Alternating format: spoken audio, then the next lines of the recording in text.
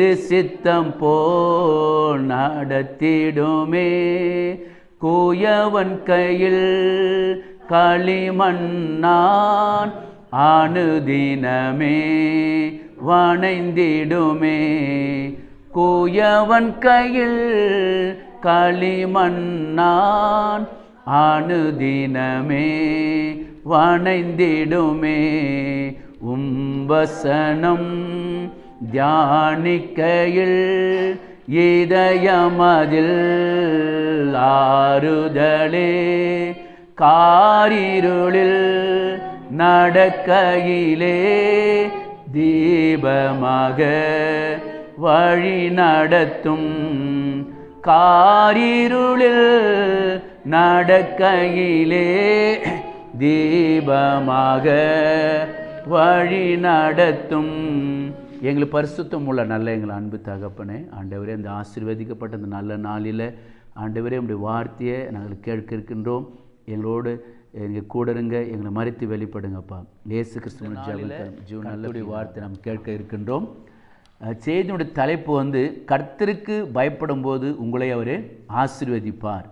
2 நாளாகமும் 19ஆம் அதிகாரம் 7ஆம் வசனத்தில் சொல்லப்படுகிறது. யோசபாத்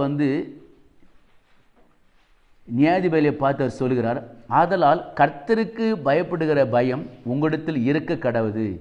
எச்சரிக்கையாய் இருந்து காரியத்தை நடத்துங்கள்.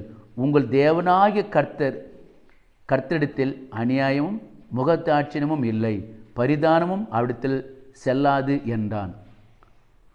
கர்த்தருக்கு பயப்படுகிற பயம் உங்களிடத்தில் இருக்க கடவுது. பிரியமானவர்களே, இன்றைக்கு நம்முடைய பொதுவாக எல்லா இடங்களும் பார்க்கும்போது படிக்கிற பிள்ளைங்க ஆசிரியருக்கு கீழ்ப்படிவாங்க, பயப்படுவாங்க. இல்லை அந்த ஸ்கூலில் அடிக்கிற வாத்தியாருக்கு என்ன பண்ணுவாங்க, பயப்படுவாங்க. பிடி மாஸ்டருக்கு பயப்படுவாங்க, ஹெட் மாஸ்டருக்கு பயப்படுவாங்க. ஜனங்களை நம்ம பார்க்கும்போது ஒரு சில ஜனங்க அரசியல்வாதிகளுக்கு என்ன பண்ணுவாங்க, பயப்படுவாங்க. ஒரு சிலருக்கு ஒரு சில மனிதர்களுக்கு பயப்படுவாங்க. ஆனால் வேத வசனம் சொல்லுது, நம்ம கர்த்தருக்கு நம்ம பயப்பட வேண்டும். கர்த்தருக்கு நம்ம என்ன பண்ண பயப்பட வேண்டும். ஏன்னா அந்த வானத்தையும் பூமியும் படைத்த தேவனுக்கு நம்ம எப்போது என்ன பண்ண பயப்பட வேண்டும். அவர் சொல்கிறார், கர்த்தருக்கு பயப்படுகிற பயம் உங்களிடத்தில் இருக்க கடவுது. எச்சரிக்கையாக இருந்து காரியத்தை நடத்துங்கள். உங்கள் தேவன கர்த்தரிடத்தில் அநியாயம் இல்லை, அவரிடத்தில் முகதாட்சியம் இல்லை, பரிதானமும் அவரிடத்தில் செல்லாது என்றான் சொல்லப்படுது. அப்போ நம்முடைய ஆண்டவரிடத்தில் அநியாயமும் முகதாட்சியம் இல்லை, பரிதானமும் அவரிடத்தில் இல்லை அப்படின்றார். அப்போது அவர் சொல்கிறாரு, நீங்கள் எப்படி இருக்கணும், கர்த்தருக்கு பயப்படுற பயம் உங்களிடத்தில் இருக்கணும்.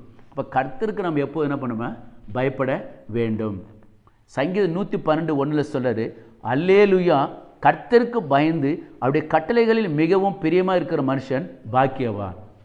அப்போ ஒரு கட்டளைகளில் நம்ம பிரியமாக இருக்க வேண்டும். இயேசு கிறிஸ்து நீங்கள் பார்த்தீங்கன்னா, பிதா 10 கட்டளை கொடுத்தார். ஆனால் இயேசு கிறிஸ்து 10 என்ன பண்ணார், 2ஆக மாற்றினார்.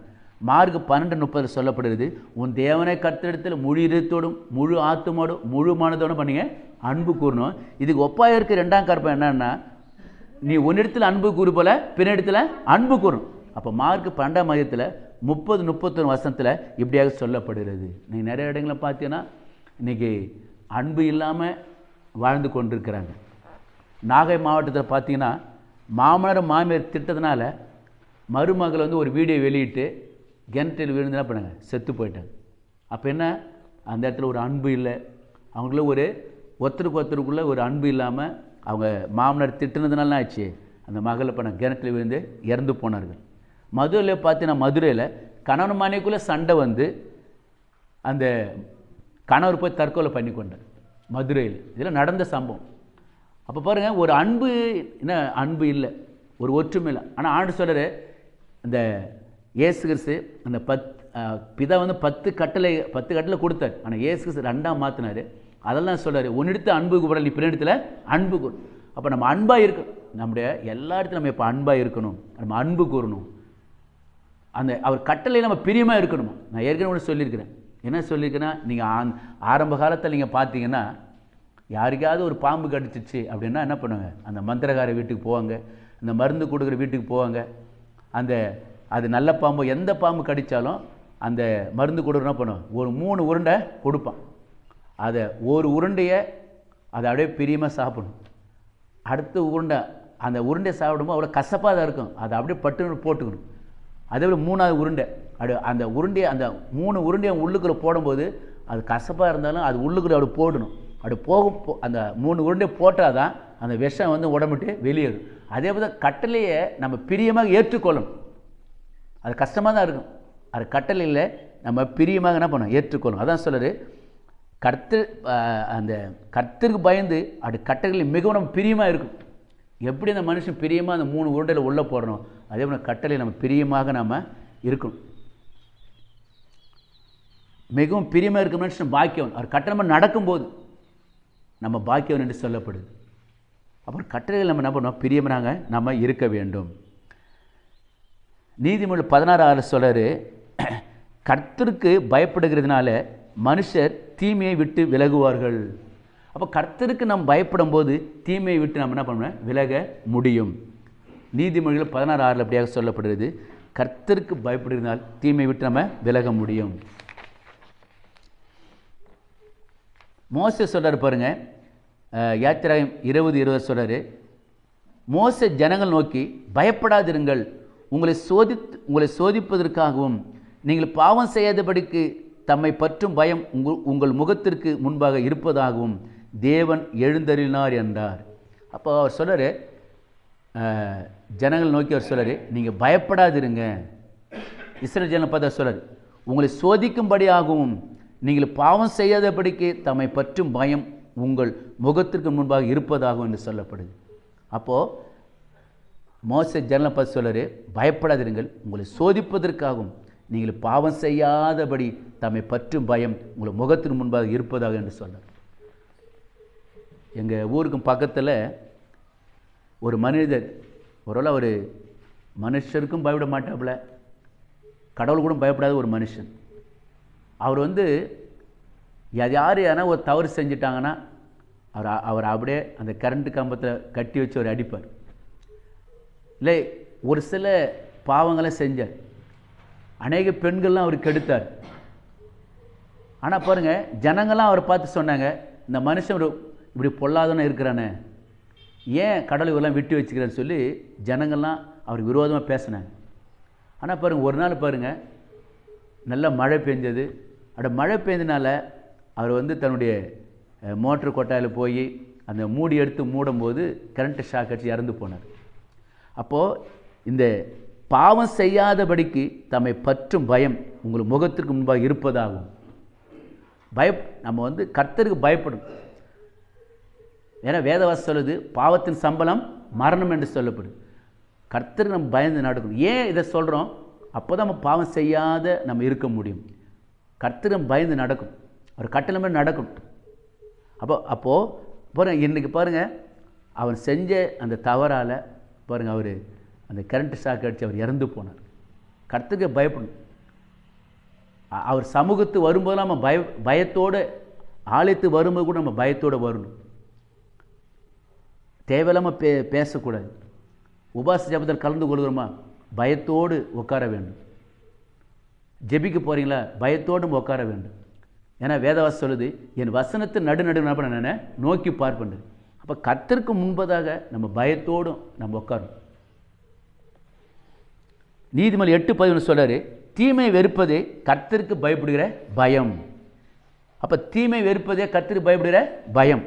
அப்போ பெருமையும் அகந்தையும் தீய வழியும் புரட்டு வாயை நான் வெறுக்கிறேன் என்று சொல்கிறாரு. அப்போ தீமையை வெறுப்பது என்ன பண்ண, கர்த்தருக்கு ஆசீர்வதிப்பார். பயம், கர்த்தருக்கு பயப்படுகிற பெரியோரையும் சிறியோர் என்ன பண்ணுவார், ஆசீர்வதிப்பார். அப்போ கர்த்தருக்கு பெரியவங்க மாத்திரம் இல்லை, சிறியவர்களும் நீங்கள் கர்த்தருக்கு பயந்து நடக்கும்போது உங்களெல்லாம் பண்ணணும், ஆசீர்வதிப்பாராம். கர்த்தருக்கு பயப்படுகிற பெரியோரையும் சிறியோரையும் அவர் ஆசீர்வதிப்பார்.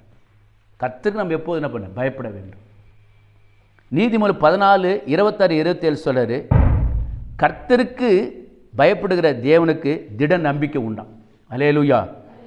கர்த்தருக்கு பயப்படுறவனுக்கு என்ன உண்டா, திட நம்பிக்கை உண்டு. அப்போ நம்ம கர்த்தருக்கு பயப்படும் போது அவனுக்கு திட நம்பிக்கை. ஏன்னா ஆண்டவர் என் கூட இருக்கிறார், அவர் என்னை ஒருபோதும் கைவிட மாட்டார், என் வியாதியை மாற்றுவார், என் கடன் பிரச்சனை மாற்றுவார். ஏன், அவன் கர்த்தருக்கு பயந்து நடக்கிறான். கர்த்தர் அவனோடு கூட இருக்கிறார். அவனுக்கு என்ன உண்டா? திட நம்பிக்கை உண்டு. பிரியமானவர்களே, கர்த்தருக்கு நம்ம பயந்து நடக்கும்போது நம்மளுக்கு ஒரு திட நம்பிக்கை உண்டு. அவர் என்னோடு கூட இருக்கிறார், எனக்கு அற்புதம் செய்வார். அந்த திட நம்பிக்கை நமக்கு தருவார் அவர். நீதிமொழி 1:7 சொல்றாரு, கர்த்தருக்கு பயப்படுதலே ஞானத்தின் ஆரம்பம். அப்போது ஞானத்தின் ஆரம்பம் எங்கே தெரியுமா இருக்குது? கர்த்தருக்கு பயப்படுதல். இப்போ கர்த்தருக்கு நம்ம என்ன பண்ணோம்? பயப்பட வேண்டும். ஞானத்தின் ஆரம்பம் எங்கே தான் இருக்குது? கர்த்தருக்கு பயப்படணும். இப்போ படிக்கிற பிள்ளைகளும் சரி, பெரியவங்களும் சரி, நம்ம கர்த்தருக்கு பயப்படும் போது அந்த ஞானத்தை நம்ம கொடுப்பார், நல்ல ஒரு புத்தியை கொடுப்பார். சாலமன் ராஜா பாருங்கள், அவன் பாருங்கள், 1000 சர்வாங்க தகன பலி செலுத்தின பிறகு நீ விரும்புறது கேளு என்று சொன்னார். இப்போ கடவுள் பாருங்க, அவன் நல்ல ஞானத்தை கொடுத்தாரு, அவனுக்கு ஐஸ்வர்யத்தை கொடுத்தாரு. அப்போது கர்த்தருக்கு நம்ம பயந்து நடக்கும்போது கர்த்தர் நம்மளை ஆசீர்வதிப்பார். சாலமோன் அந்த தேசத்தில் அவன் நல்ல ஐஸ்வர்யத்தை சம்பத்தையும் கொடுத்தவனா படாரு ஆசீர்வதித்தார். அப்போ கர்த்தருக்கு நம்ம பயப்பட வேண்டும்.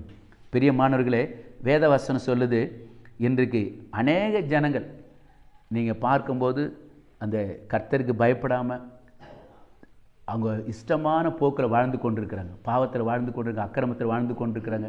அப்படி நம்ம இருக்கக்கூடாது. தேவன் நம்மளை பார்த்து கொண்டிருக்கிறார். ஏன்னா அவருடைய கண்கள் பூமி எங்கன்னா பண்ண உலாவி கொண்டிருக்கிறது. நம்ம கர்த்தருக்கு நம்ம எப்போதும் பயந்து நடக்க வேண்டும். ஒரு 3 வசனத்தை நம்ம என்ன பண்ணோம்? நம்ம பார்க்க போகிறோம். 3 வசனத்தை நம்ம தியானிக்க போகிறோம். முதலாவதாக யோபு 1:1 சொல்கிறாரு, ஊத் தேசத்திலே யோபு என்னும் பேர் கொண்ட ஒரு மனுஷன் இருந்தான். அந்த மனுஷன் உத்தமன், சன்மார்க்கனும், தேவனுக்கு பயந்து பொல்லாப்புக்கு விலகிற மனுஷனாக இருந்தான். அப்படி அந்த தேசத்தில் ஒரு உத்தமனாக இருந்தான், கர்த்தருக்கு பயந்து நடந்தான், பொல்லாப்புக்கு விலகிற ஒரு மனுஷனாக இருந்தான். ஆனால் அந்த யோபுக்கு தான் நிறைய பாடுகள், நிறைய உபத்திரம் எல்லாமே வந்தது. ஒரு பிள்ளைகள் இறந்து போனாங்க, ஆடு மாடு ஒட்டலாம் இறந்து போயிடுச்சு. ஆனாலும் அவன் என்ன பண்ண தெரியுமா? கர்த்தருக்கு பயந்து அவன் நடந்தான். அப்போ அப்படி அவன் கர்த்தருக்கு பயந்து நடந்தது மாத்திரமில்லை, தன் நண்பர்களுக்காக என்ன பண்ணான்? அவன் ஜெபித்தான். வேத வசனம் சொல்லுது, யோபு தன் சிநேகிதருக்காக வேண்டுதல் செய்த போது அவனுடைய சிறையிருப்பு என்ன பண்ணறான்? மாற்றினார் என்று சொல்லப்படுது. யோபு அதிகாரத்தில் பார்த்தீங்கன்னா, யோபு 12ஆம் அதிகாரம் 10ஆம் வசனம் ஒருத்தர் படிங்க. யோபு 42:12 படிங்க. யோபு 42:12 எப்படியே கர்த்தர் அவன் ஆசீர்வதிப்பாருங்க. யோபு 42:12 கர்த்தர் யோபுடைய முன்னிலைமை பார்க்கிலும் அவன் பின்னிலைமை ஆசீர்வதித்தார். 14,000 ஆடுகளும் 6,000 ஒட்டங்களும் 1000 ஏடுகளும் 1000 கழுதைகள் அவனுக்கு உண்டாயின. அடுத்து படிங்க. 7 குமாரரும். அப்போ 10 பிள்ளைகளும் அவர் கொடுத்தார். கர்த்தருக்கு பயந்து ஒரு நடந்த அந்த மனிதனுக்கு அவனை கர்த்தர் எப்படி தெரியுமா? முன்னிலை பார்க்கலாம், அவன் பின்னிலை பண்ண அவரை ஆசீர்வதித்தார். அவன் கர்த்தருக்கு பயந்து நடந்தான். அவன் எவ்வளோ பாடல் உபத்திரம் வந்தாலும் அவன் கர்த்தருக்கு என்ன பண்ணவன்? பயந்து நடந்தான். பெரியமானவர்கள் நம்ம எப்போதும் கர்த்தருக்கு பயந்து நடக்க வேண்டும். சில உபத்திரங்கள் பாடல் வரும்போது இந்த நாவினால் குறை சொல்லக்கூடாது, ஆண்டவனை திட்டக்கூடாது. கர்த்தருக்கு நம்ம எப்போதும் பயந்து நடக்கணும். உங்களுக்கு என்ன பிரச்சனை இருந்தாலும் நேராக ஆண்டு சமூகத்தான் போகணும். எந்த பாடல் உபத்திரம் வந்தாலும் ஆண்டு சமூகத்தில் முழங்கால் பட்டு ஜெபிங்க. கர்த்தர் எல்லாவற்றையும் மாற்றுவார். அவனுடைய முன்னிலைமை பார்க்கலாம், அவன் பின்னிலை என்ன பண்ண ஆசீர்வதித்தார். அதே மாதிரி எல்லாத்தையும் மாற்றுவார். இந்த புதிய மாதத்தில் வார்த்தை கேட்டுக்கொண்ட நீங்கள் அவர் எல்லாவற்றையும் மாற்றுவார். சங்கீதம் 128:1 முதல் 4 வரை படிங்க. சங்கீதம் 128 எப்படி ஆசீர்வதிக்கிறான்னு பாருங்க. சங்கீதம் 128:1 முதல் 4 வரை படிங்க. ஒருவேளை அந்த தாவீது எழுதின சங்கீதத்தில் சொல்லப்பட்டு படிங்க பார்க்கும். சங்கீதம் 128:1 முதல் 4 வரை. கர்த்தருக்கு பயந்து அவர் வழியில் நடக்கிற எவனோ அவன் பாக்கியவான், அவன் கைகளின் பிரியாசத்தை. அப்போ கர்த்தருக்கு பயந்து நடக்கும்போது கையினுடைய பிரியாசத்தை என்ன பண்ணுமா? நான் சாப்பிட முடியும். உனக்கு பாக்கியமும் நன்மையும் உண்டாயிருக்கும். உன் மனைவியின் வீட்டோரங்களில் கனிதரும் திராட்சை கொடியை போல இருப்பாய். உன் பிள்ளைகள் பந்தியை சுற்றிலும் ஒலிவமர கண்டுகள் போல இருப்பார்கள். இதோ கர்த்தருக்கு பயப்படும் மனுஷன் இவ்விதமாய் ஆசீர்வதிக்கப்படுவான். அப்போ கர்த்தருக்கு பயந்து நடக்கும்போது நீங்கள் கைடு சரி வேலையெல்லாம் ஆசீர்வதிப்பார். நீங்கள் எந்த வேலை செய்கிறீங்களோ அந்த கையெட்டு செய்கிற வேலை என்ன பண்ணுறார்? ஆசீர்வதிப்பார். நீங்கள் ஒரு கடை வச்சுருக்கலாம், இல்லை ஒரு ஃபேக்ட்ரியில் வேலை செய்யலாம், இல்லை சொந்தமாக ஒரு பிஸ்னஸ் ஒன்று ஸ்டார்ட் பண்ணியிருக்கலாம். அப்போ உங்களோட கைடு செய்கிற வேலையெல்லாம் ஆசீர்வதிப்பார். எப்போ தெரியுமா? நீ கர்த்தருக்கு பயந்து நடக்கும்போது. அடுத்து சொல்கிறாரு, உன் மனைவி எப்படி இருப்பாங்களாம்? வீட்டோரங்களில் கனி தரும் திராட்சை கொடி போல இருப்பாங்க அப்படின்னு சொல்லப்படுது. எப்படி அந்த கொடி பறந்து நல்ல கனியை கொடுக்குதோ, நல்ல ஒரு செழிப்பான ஒரு கனியை கொடுக்குதோ, அதே போல் நம்ம குடும்பத்தில் உள்ள மனைவிமார்கள் கூட அதே போல் இருப்பாங்க. நம்முடைய வாழ்க்கைக்கு உதவியாக இருப்பாங்க, ஒரு செழிப்பாக இருப்பாங்க. அல்லேலூயா. அப்போ கர்த்தருக்கு பயப்படும் மனுஷன் இவ்விதமாக என்ன பண்ணுவான்? ஆசீர்வதிக்கப்படுவான். இப்போ கர்த்தருக்கு நம்ம எப்போதும் பயப்படணும். அப்போஸ்தலர் 10ஆம் அதிகாரம் 1 முதல் 4 வரை படிங்க. இங்கே கொர்நேலியு என்கிற ஒரு மனுஷனை பற்றி சொல்லப்படுகிறது. அப்போஸ்தலர் 10ஆம் அதிகாரம் 1 முதல் 4 வரை. இத்தாலிய பட்டாளம் எனப்பட்ட பட்டாளத்திலே 100க்கு அதிபதியாகிய கொர்நேலியு என்னும் பேர் கொண்ட ஒரு மனுஷன் இருந்தான். செசரியா பட்டணத்தில் இருந்தான். அவன் தேவ பக்தி உள்ளவனும் தன் வீட்டார் அனைவரோடும், ஒரு அல்ல சொல்லுமா, தன் வீட்டார் அனைவரோடும் தேவனுக்கு என்ன பண்ணனா? பயந்தவனுமாய் இருந்தான். அல்லேலூயா. வேதவசனம் சொல்லுது, தன் வீட்டார் அனைவரோடும் அவன் கர்த்தருக்கு பயந்திருந்தான் சொல்லப்படுது. பிரியமானவர்களே, ஒருவேளை அவன் அவனை கர்த்தர் நல்லா ஆசீர்வதித்தார். ஆனால் வேதவசனம் சொல்லுது, தன் வீட்டார் அனைவரும் பக்தியாகவும் இருந்தான். தன் வீட்டார் அனைவரும் அவன் எப்படி இருந்தான்? தேவனுக்கு பயந்தவனாக இருந்தான் என்று சொல்லப்படுது. தேவனுக்கு நம்ம பயப்படும் போது கூட பாருங்கள், நம்ம வீட்டை கூட ஆசீர்வதிப்பார், நம்ம குடும்பத்தையும் ஆசீர்வதிப்பார். தன் வீட்டார் அனைவரோடும் தேவனுக்கு பயந்திருந்தான்னு சொல்லப்படுது. அப்படி நம்ம பயந்திருக்கும்போது நம்ம மற்றவங்களுக்கு கொடுக்க முடியும். வேதவாசம் சொல்லுது, அவனா செஞ்சான், தானம் தர்மம்லாம் செஞ்சுருக்கிறான். கர்த்தர் அவன் எப்படி ஆசீர்வதிச்சுருப்பாரு? அப்படி ஆசீர்வதித்ததுனால தான தர்மம் செஞ்சுருக்கிறான். கர்த்தருக்கு பயந்து நடந்துறான், தன் வீட்டார் அனைவரோடு என்று சொல்லப்படுது. இப்போ நம்ம எப்போதுமே நம்ம ஆண்டவருக்கு நம்ம என்ன பண்ண பயப்பட வேண்டும். அல்லேலூயா. அப்படி கேட்கலைங்க, ஆண்டவரே கொர்நேலியு வீட்டை எப்படி ஆசீர்வதித்தீங்க, யோபு குடும்பத்தை எப்படி ஆசீர்வதித்தீங்க, என்னையும் ஆசீர்வதிங்க, நானும் அந்த பயந்து நடக்க ஆண்டவரே எனக்கு உதவி செய்யுங்க. நீங்கள் கேட்கும்போது கர்த்தர் உதவி செய்வார். அல்லேலூயா. கர்த்தர் நமக்கு உதவி செய்வார். அப்போஸ்தலர் 9ஆம் அதிகாரம் 31ஆம் வசனம் படிங்க. அப்போஸ்தலர் 9:31. அப்போது யூதேயா கலிலேயா சமாரியா நாடுகள் எங்கும் சபைகள் சமாதானம் பெற்று பக்தி விருத்தி அடைந்து கர்த்தருக்கு பயப்படுகிற பயத்தோடும் பரிசுத்த ஆவியின் ஆவியோடு நடந்து பெருகின. நல்லா கவனிங்க, கர்த்தருக்கு பயப்படுகிற பயம் இருக்கும்போது என்னன்னா சபைகள் என்ன பண்ணுமா? பெருகும் என்று சொல்லப்படுது. அல்லேலூயா. அப்போ பாருங்கள், ஒரு அன்றைக்கு எப்படி அந்த சபைகள்லாம் பெருகுனதுக்கு காரணம்னா கர்த்தருக்கு பயந்து நடந்தாங்க. நான் ஏற்கனவே சொன்னேன், நாம் கர்த்தருக்கு பயப்படணும் சொன்னேன். எந்த காரியத்திலும் சரி, ஒரு ஆலயத்துக்கு வருகிறோமா, நம்ம சரியாக சில நேரத்துக்கு வரணும். ஆலயத்தில் உட்காரும்போது நம்ம என்ன செய்யணும்? தேவையில்லாமல் பேசுகிறோமா? ஆலயத்தில் தேவையில்லாமல் காரியம் செய்து கொண்டிருக்கிறோமா? அப்போ ஆலயத்தில் இருக்கும்போது சரியாக இது ஆண்டவர் சமூகம் அப்படின்னு சொல்லி நம்ம கர்த்தருக்கு நம்ம என்ன பண்ணணும்? பயந்து நடக்கணும். அப்படி நடக்கும்போது சபைகள் பெருக முடியும்.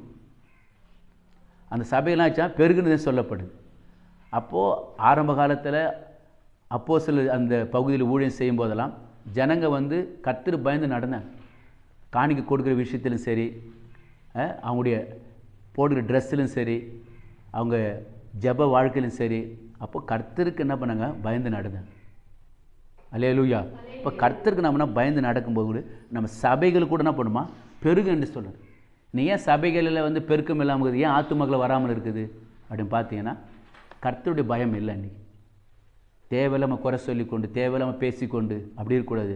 அப்போ கர்த்தருக்கு நம்ம எப்போதும் என்ன பண்ணணும்? பயப்படும். அப்படி பயப்படும் போது தான் கர்த்தர் சபையை சபையில் கூட ஒரு பெருக்கம் உண்டாகும். ஒரு சில சபையில் நம்ம பார்க்கும்போது ஒரு சபையில் 200 ஆத்துமா சொல்கிறாங்க, ஒரு சபையில் 1000 ஆத்துமாக்கள், இன்னும் ஒரு சபையெல்லாம் பார்க்கும்போதெல்லாம் 1 லட்சம் 2 லட்சம் பேர் ஜனங்க சபைக்கு வரேன்னு கேள்விப்படுறோம். அப்போ அவங்க எப்படி இருக்கிறாங்க? கர்த்தர் பயந்து நடக்கிறாங்க, அவர் சொல்கிற மாதிரி நடக்கிறாங்க, சுவிசேஷத்தை போய் அறிவிக்கிறாங்க. நாம் இயேசுவை பற்றி மற்றவங்களுக்கு சொல்லணும், சுவிசேஷத்தை நம்ம அறிவிக்கணும். கர்த்தர் பயந்து நம்ம நடக்கும்போது நம்ம சபையில் கூட ஒரு பெருக்கத்தை அவர் உண்டு பண்ணுவார். அல்லேலூயா. அப்போ பிரியமானவர்களே, ஒரு நமக்காக சிலுவையில் மரித்து 3ஆம் உயிரோடு எழுந்த இயேசு கிறிஸ்து நம்மோடு கூட இருக்கிறார். அவர் சொல்லுகிற மாதிரி நடக்கும்போது, பயந்து நடக்கும்போது கர்த்தர் நம்ம என்ன பண்ணுற ஆசீர்வதிப்பார்.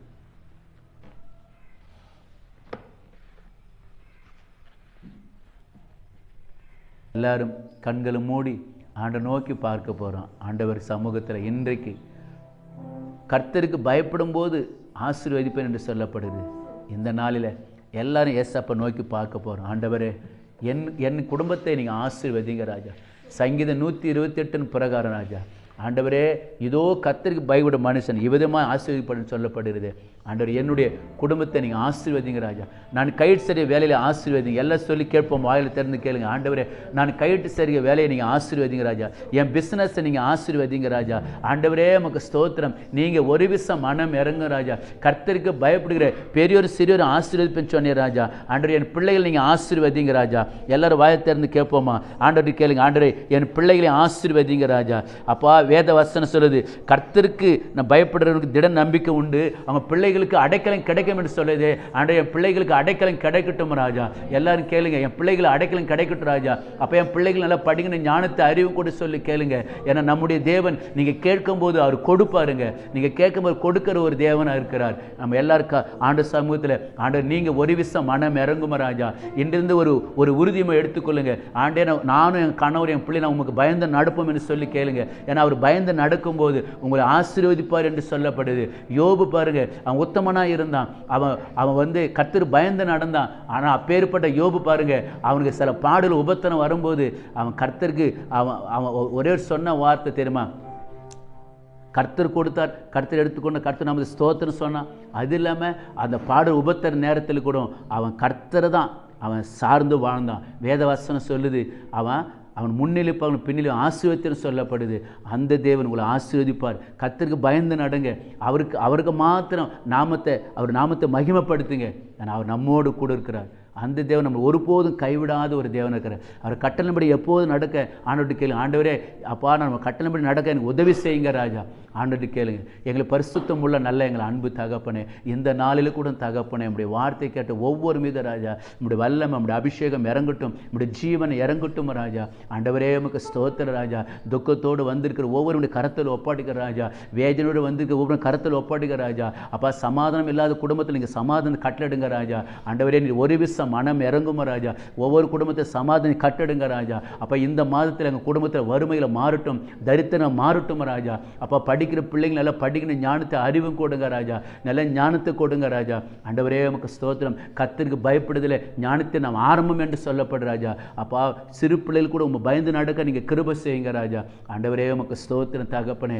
இந்த மாதத்தில் உங்களுடைய கிருபை உங்களோடு இருக்கட்டும் ராஜா. வியாதியோடு வந்திருக்கு ஒவ்வொரு மீது ராஜா. உங்களுடைய சுகமளிக்க வல்லமை இறங்கட்டும் ராஜா. உங்களுடைய ஆணிகளை கடவுப்பட்ட கரத்தை வச்சு இயேசுவின் நாமத்தில் சுகத்தை நீ கட்டடும் பிதாவே. திருமணம் நடக்காத பிள்ளை திருமணத்தை நடத்தி கொடுங்க ராஜா. குழந்தை இல்லாத பிள்ளை குழந்தை பார்த்து நீங்கள் கட்டடுங்க ராஜா. பிரசுத்த காத்து விடுப்பு நல்ல சுகப்பிரசு கொடுங்க ராஜா. ஆண்டவரே, அப்பா, உபாகம் 28:12 நீங்கள் அநேக கடன் கொடுப்பாய், நீ கடனை வாங்காதிருப்பேன்னு சொன்னீங்க ராஜா. இவ்வளோ கடன்லாம் அடைக்க நீங்கள் கிருபை செய்யுங்க ராஜா. ஆண்டவரே, உமக்கு ஸ்தோத்திரம் தகப்பனே. வந்துக்கிற ஒவ்வொரு நீங்கள் ஆசீர்வதிங்க ராஜா. ஆபிரகாம் ஆசீர்வதித்து போல ஒவ்வொரு நீங்கள் ஆசீர்வதிங்க ராஜா. ஆண்டவருடைய ஜபத்தை நீங்கள் கேட்டது நன்றி அப்பா. பதில் கொடுத்து உமக்கு நன்றி. இயேசு கிறிஸ்துவின் ஜபம் கேளும் ஜீவன் நல்ல பிதாவே.